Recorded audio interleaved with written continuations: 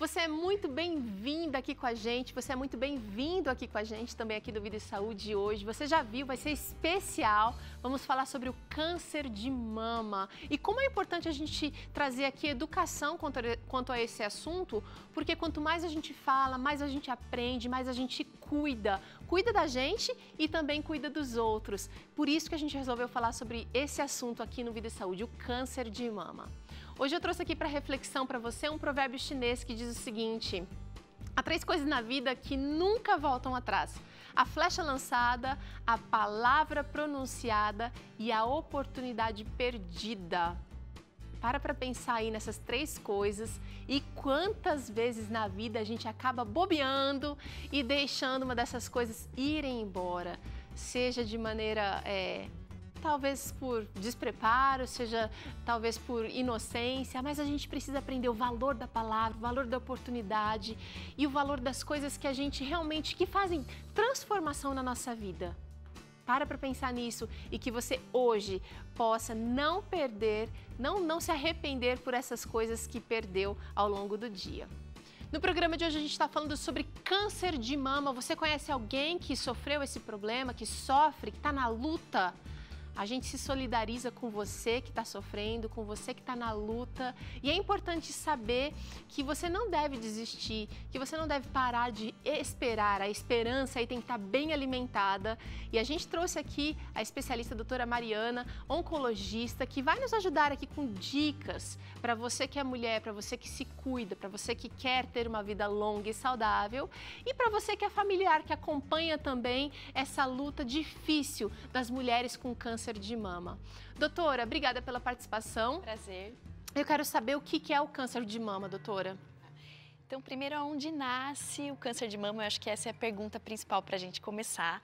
A gente tem uma animação que mostra bem o que são as mamas, né? A mama nada mais é que um conglomerado de glândulas que estão fora da caixa torácica, né? Muito perto dos músculos do peito, que tem uma drenagem muito rica para os gânglios da axila. Então aqui a gente já começa, a gente vai guardar essa informação, a gente vai resgatar ela depois, mas a gente consegue ver muitos vasos linfáticos drenando toda essa região da mama. E o câncer de mama nada mais é do que uma alteração precursora pré-maligna ou já maligna, que inicia em algum ponto dessa glândula e com isso vai se proliferando de maneira desenfreada. Quando a gente recebe um diagnóstico como esse, a gente sempre faz aquela pergunta: o que é que causa o câncer de mama, doutora? Diria que essa é uma pergunta-chave e que cada vez mais a gente tem aprendido com ela. Tudo que eu vou dizer agora, eu vou dizer agora em 2019. Pode ser que com o passar do tempo a gente tenha mais informações. Mas o que a gente sabe é que um dos principais fatores de risco é ser mulher. Mas a gente tem câncer de mama também em homens. Certo. Mas ser mulher é um fator de risco. A idade também. Então, quanto mais tempo a gente vive, mais predisposição a gente tem para desenvolver câncer de mama. A terceira coisa é o tempo que você se expôs ao estrogênio. Então, por exemplo, mulheres que que começaram a menstruar muito cedo e tiveram uma menopausa muito tardia, gerando um tempo de exposição prolongada hormonal, também é um fator de risco. Mulheres que nunca tiveram filhos, também fator de risco. Radioterapia prévia, então, por exemplo, alguém que na adolescência teve um linfoma e radiou o tórax, isso é um fator de risco bem documentado, além da história familiar.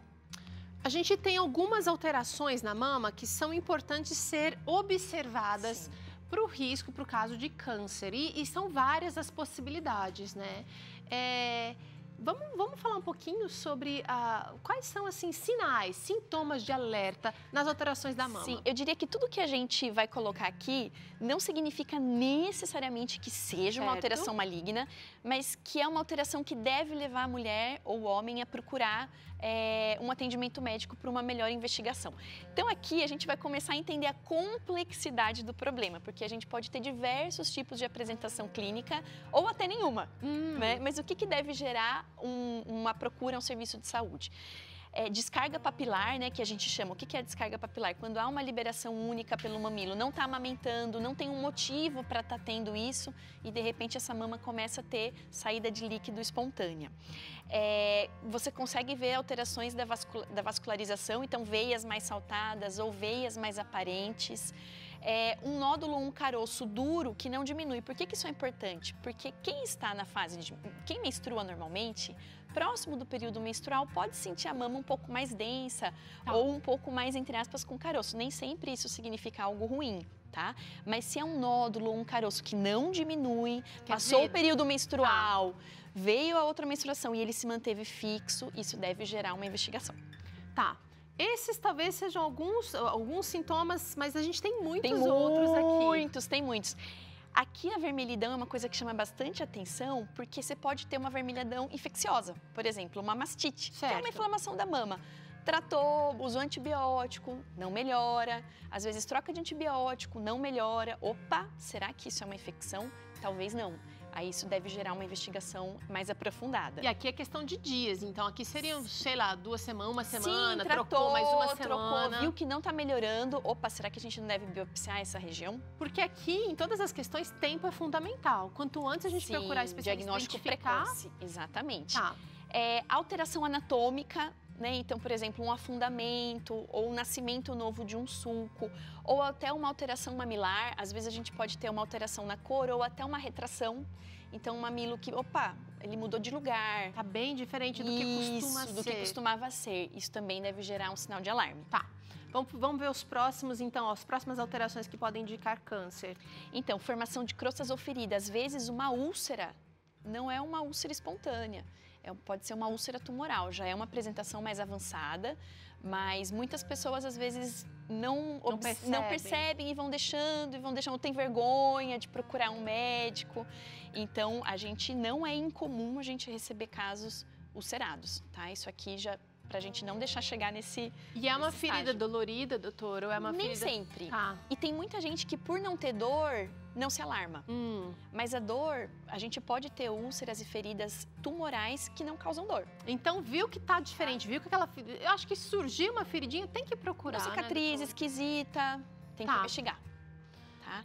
Mudança no formato, então, por exemplo, alteração do tamanho, às vezes essa mama pode ficar mais inchada, ou então até com coceira, porque pode ter uma alteração na pele que está gerando coceira ou alteração da forma. Esticando a pele, às vezes, né? Exatamente. Tá. Temos mais uma tela aqui mostrando outras alterações na mama. Aqui a gente já está falando de apresentações mais avançadas. Por exemplo, nódulos na axila. A gente falou lá naquela primeira figura que a axila é uma região que drena muito, que a mama drena muito para a axila. Então, nódulos axilares podem ser uma apresentação, às vezes inicial, mais difícil, mas pode ser a consequência, talvez, de uma doença que não foi diagnosticada no período ideal. Tá. Ou até o endurecimento da pele, também é uma apresentação avançada.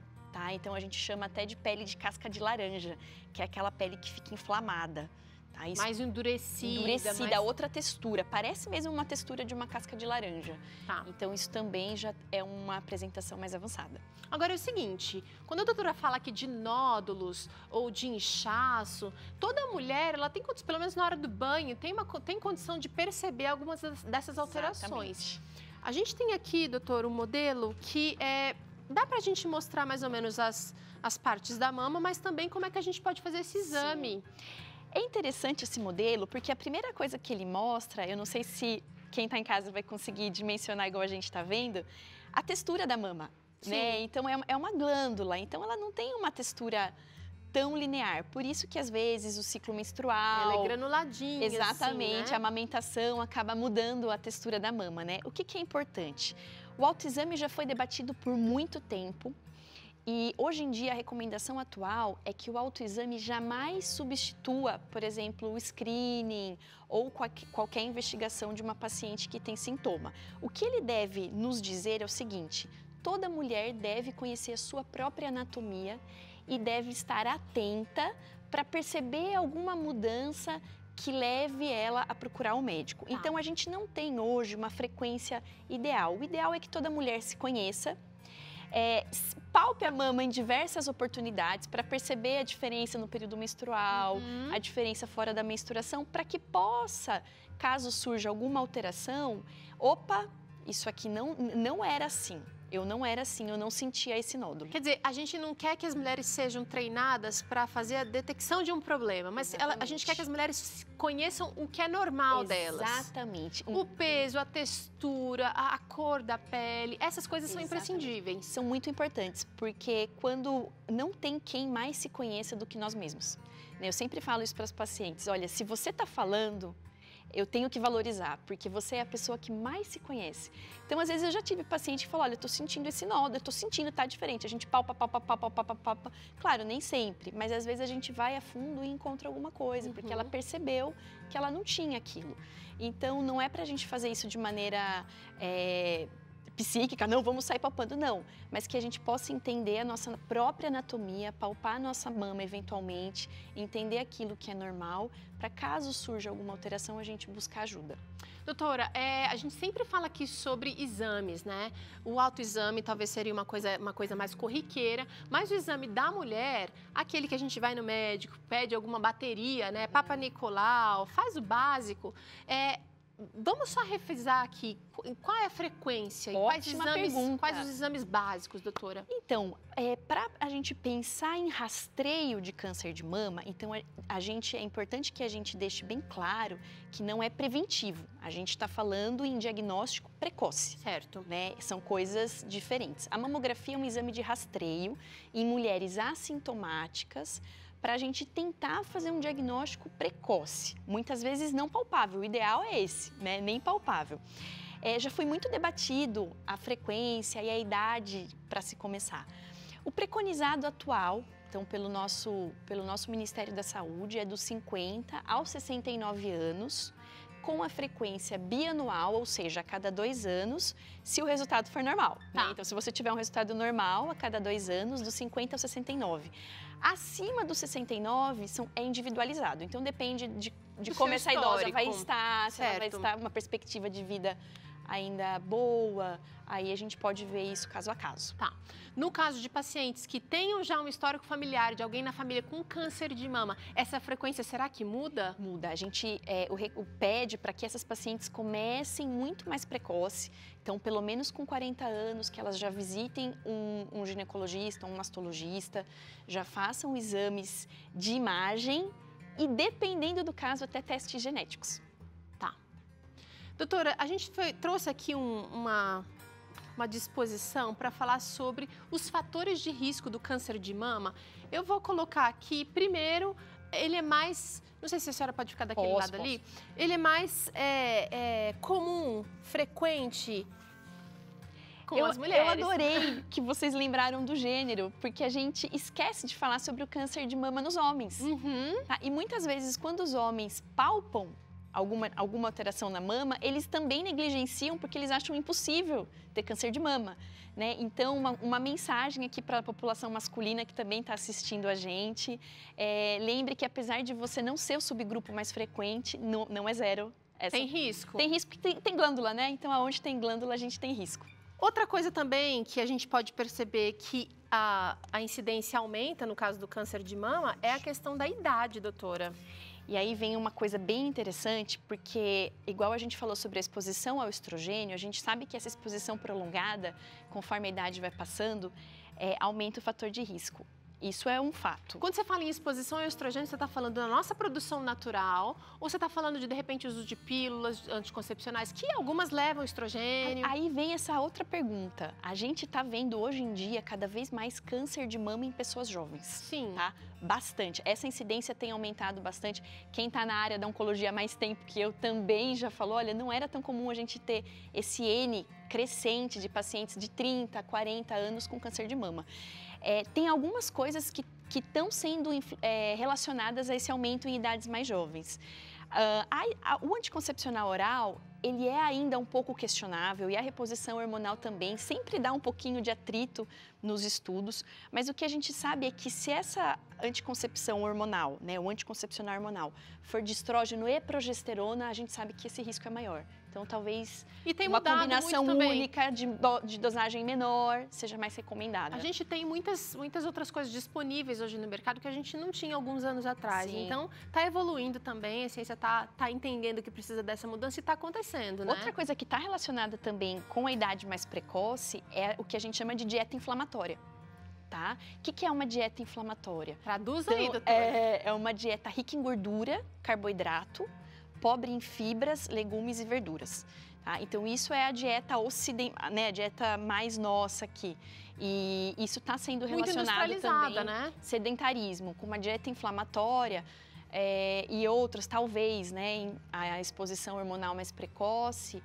Não dá pra gente dizer e quantificar tudo isso em dados ainda. Mas a gente tá de olho nesses fatores. Como o câncer de mama tem afetado as mulheres cada vez mais cedo, será que a gente, de repente, precisaria pensar em fatores de prevenção também mais cedo? Com certeza, doutora? Com certeza. Então, mudança na dieta alimentar e atividade física para câncer de mama, a gente sabe, assim, de maneira consensual entre todos os especialistas que isso é protetivo. Ajuda mesmo. Muito. Outra coisa também muito discutida são os fatores genéticos, doutora. Olha, os fatores genéticos para mama são muito debatidos porque a gente já conhece genes que, se alterados, são patogênicos. Então, por exemplo, uma história familiar rica. Olha, eu tô com câncer de mama, a minha mãe teve, a minha avó teve, a minha tia teve. Opa, isso gera um sinal de alarme que nos faz buscar mais a fundo e fazer pesquisas genéticas, principalmente 2 genes que a gente mais pesquisa, porque se eles realmente forem alterados, a gente tem que fazer até cirurgias redutoras de risco, que a gente chama, que é tirar as 2 mamas e até os ovários. Lembrando que a maioria dos tumores de mama não são genéticos. Tá? Quando a gente fala em câncer de mama, a maioria é esporádico. Então, só para a gente não gerar um alarme, mas em subgrupos específicos, é mandatório que a gente faça pesquisa genética. Bom, e um assunto super relacionado aqui é o histórico familiar. Exatamente. Sempre quando alguém passa em caso novo, numa consulta de oncologia, uma das perguntas que com certeza ele vai ter que responder é se tem história de câncer na família. Né? Olha, eu tô apanhando aqui do negócio porque eu vou levar pra você não ficar assim tão retinho, viu? Então tem que fazer essa pesquisa familiar. Sempre a gente pergunta, tem história de câncer na família? A maioria das vezes não tem. Agora, quando a gente pensa em fatores genéticos, né, e aí parte para o histórico familiar, às vezes você já tem uma predisposição genética que você não tem controle, Sim. Mas o histórico familiar tem muito a ver também com a repetição de hábitos. Então, às vezes, a gente cresceu num ambiente, como você mencionou, doutora, em que realmente a alimentação é mais inflamatória, em que a pessoa é mais sedentária, já passou de geração para geração, quer dizer, você está reforçando a possibilidade aqui do câncer. Exatamente, por isso que a gente sempre fala, a minoria é genético hereditário. Tá? Quando a gente pega as porcentagens, a grande maioria é esporádico, talvez além da predisposição individual que a gente não tem como mensurar, os hábitos aprendidos, né?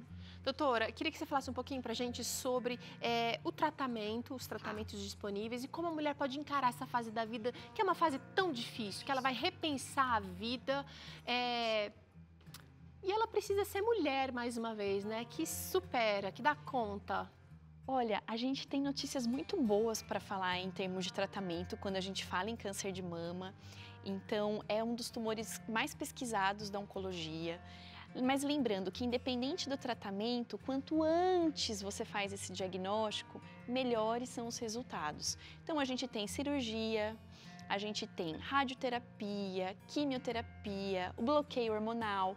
Lembrando que os tumores de mama são muito heterogêneos. Então, um tumor de mama de uma pessoa não vai ser igual ao de outra. Tem uns que têm hormônio, tem outros que não têm, tem outros que têm mutações específicas. Então, isso é importante que as pessoas saibam, porque é muito frequente a gente ver comparações de tratamento. Ai, mas ela fez químio, eu não fiz. Sim. Claro, cada tumor tem a sua particularidade, mas o fato é que a gente tem um arsenal muito grande hoje em dia para tratar esses tumores, mas nada substitui o estadio inicial. E aí dá o especialista, né, doutora? Exatamente. Eu vou mudar aqui de posição, porque a gente preparou aqui agora uns lembretezinhos de como a mulher, ela às vezes vai perder parte da mama, ou às vezes vai perder toda a mama. no tratamento ela pode ter queda de cabelos, ela pode ter várias perdas significativas para a mulher como mulher. Sim.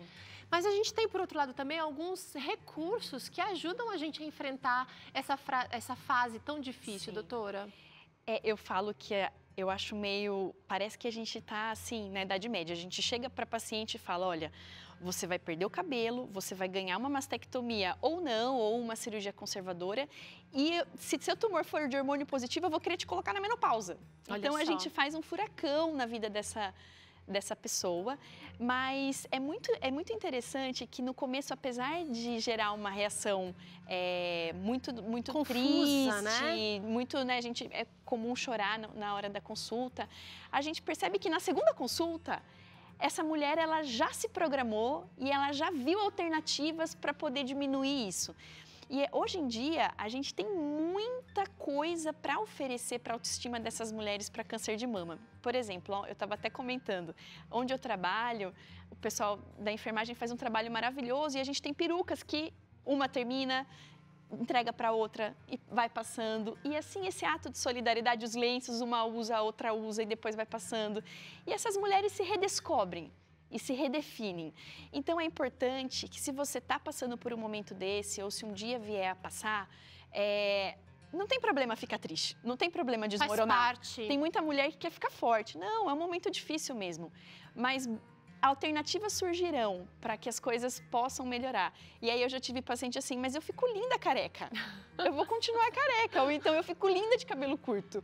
Eu me achei linda assim. Que bom. Então a gente vai percebendo que essas mulheres vão se redescobrindo e no final do tratamento a gente tem uma pessoa renovada. Que legal. Quando a gente percebe que tem um ombro amigo, alguém que está passando também muitas vezes pelo vale que a gente está passando, parece que a gente tem mais força para a caminhada. Com certeza. Por isso que a gente fala muito em tratamento multidisciplinar. Né? Então, é a psicóloga junto com a enfermeira, junto com a gente. Elas criam grupos de amigas. Uhum. Então, às vezes, os pacientes, eu tô no grupo de WhatsApp que a gente se conheceu na químio e agora a gente faz jantares e a gente faz saídas. Então, uma rede de apoio, né? Uma rede de apoio, exatamente. Doutora, acho que tem tanta coisa pra gente falar aqui que talvez a gente podia fazer uns 10 programas aqui falando sobre isso, trazendo amigos, trazendo participantes, pessoas que estão em programas de tratamento. Mas eu quero dizer pra você que a gente tá junto, que a gente quer, tem orado pelos nossos telespectadores aqui da Novo Tempo e você que está assistindo, que está nessa luta do câncer, embora seja talvez um outro tipo de câncer, que você aguente firme. Dias bons vêm, dias ruins também vêm, mas você não se esqueça que você é filho, filha de Deus e Ele está cuidando de você em todos os momentos. Obrigada por hoje, viu, doutora? Imagina, foi um prazer. A gente vai fazer um rápido intervalo e no próximo bloco a doutora Adriana Boganha, nutricionista, vai dar dicas de conservação dos alimentos na geladeira para evitar desperdício e também para você se alimentar melhor. E a gente ainda vai te ensinar aqui uma receita saudável cheesecake, olha só que delícia! Ai, gente, é rapidinho, a gente vai ali e já volta.